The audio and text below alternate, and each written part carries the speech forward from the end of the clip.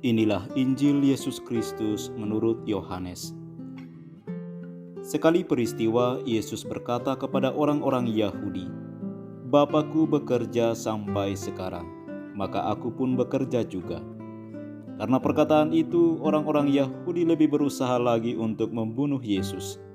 Bukan saja karena Ia meniadakan hari Sabat, tetapi juga karena Ia mengatakan bahwa Allah adalah Bapanya sendiri, dan dengan demikian menyamakan dirinya dengan Allah. Maka Yesus menjawab mereka, "Aku berkata kepadamu, sesungguhnya anak tidak dapat mengerjakan sesuatu dari dirinya sendiri, jikalau ia tidak melihat Bapa mengerjakannya. Sebab apa yang dikerjakan Bapa itu juga yang dikerjakan anak. Sebab Bapa mengasihi anak, dan Ia menunjukkan kepadanya segala sesuatu yang dikerjakannya sendiri. Bahkan Ia akan menunjukkan kepadanya pekerjaan yang lebih besar lagi daripada pekerjaan-pekerjaan itu, sehingga kamu menjadi heran. Sebab sama seperti Bapa membangkitkan orang-orang mati dan menghidupkannya, demikian juga Anak menghidupkan siapa saja yang dikehendakinya. Bapa tidak menghakimi siapapun, melainkan telah menyerahkan penghakiman seluruhnya kepada Anak, supaya semua orang menghormati Anak sama seperti mereka menghormati Bapa. Barang siapa tidak menghormati Anak, ia juga tidak menghormati Bapa yang mengutus Dia.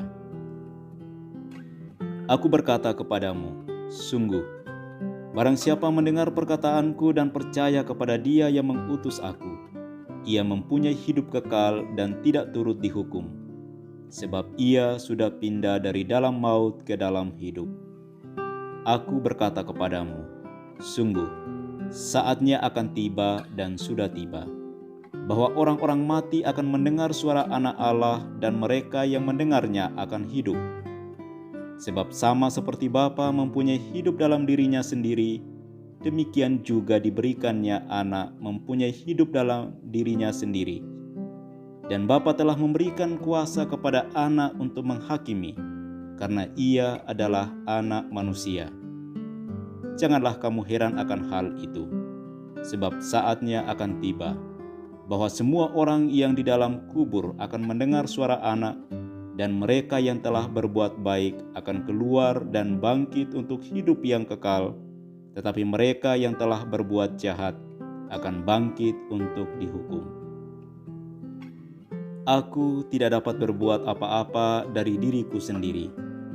Aku menghakimi sesuai dengan apa yang aku dengar, dan penghakimanku adil, sebab aku tidak menuruti kehendakku sendiri, melainkan kehendak Dia yang mengutus aku." Demikianlah Injil Tuhan. Bapak, Ibu, saudara-saudariku yang terkasih dalam Kristus. Bacaan pada hari ini melanjutkan dialog Yesus dengan orang-orang Yahudi setelah Ia menyembuhkan orang sakit pada hari Sabat di kolam Betesda. Dan pada hari ini orang-orang Yahudi berusaha untuk membunuh Yesus karena Ia dianggap bukan saja meniadakan hari Sabat, tetapi juga menyebut Allah sebagai Bapanya sendiri, dan dengan demikian Ia menyamakan dirinya dengan Allah. Untuk alasan-alasan inilah, orang-orang Yahudi lebih berusaha keras lagi untuk membunuh Yesus. Orang-orang Yahudi sangat menjunjung tinggi hari Sabat, tidak boleh bekerja pada hari Sabat, dan mereka tidak segan-segan untuk mengkritik Yesus karena telah melanggar hukum. Karena itu, dalam kisah Injil pada hari ini, Yesus menanggapi kritik orang-orang Yahudi dan memberitahu mereka bahwa Ia hanya melakukan apa yang diperintahkan oleh Bapanya untuk dilakukan. Yesus juga menegaskan bahwa Ia tidak melakukan sesuatu dari dirinya sendiri, melainkan mengerjakan apa yang dikehendaki oleh Bapanya. Selain itu, tanggapan Yesus kepada orang-orang Yahudi semakin menegaskan bahwa Ia adalah Tuhan berasal dari Allah. Ia adalah Tuhan yang penuh kasih dan cinta. menyembuhkan dan membebaskan orang dari penyakit dan rasa sakit adalah misi utama dari pewartaan Yesus. Ia diutus oleh Bapanya untuk melakukan kehendak Bapanya, yakni mewartakan pertobatan dan keselamatan kepada kita manusia. Bapak, Ibu, saudara-saudariku yang terkasih dalam Kristus, kita diciptakan sebagai rekan kerja Allah dalam karya keselamatannya di dunia ini. Karena itu, kita juga harus berjuang dan bekerja, sebagaimana Tuhan bekerja. Kita bekerja untuk mewujudkan dunia yang damai dan sejahtera, melalui pelayanan kita di tempat kerja, di dalam keluarga, komunitas, dan di tengah masyarakat.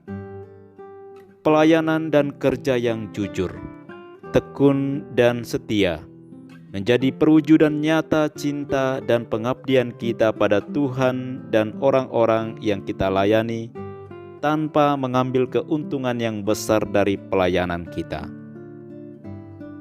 Ketika kita mengabdikan hidup sepenuhnya bagi Tuhan dan sesama, melalui pelayanan kita yang baik dan benar, maka kita akan menerima upah yang besar dari Tuhan sendiri, yakni kehidupan yang kekal.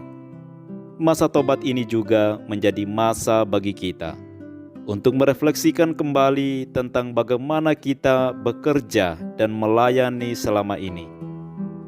Apakah kita sudah sungguh-sungguh mengabdikan hidup kita untuk Tuhan dan sesama dengan hati yang tulus melalui kerja? Apakah kita sudah jujur dan adil, serta bertanggung jawab dalam kerja dan pelayanan kita?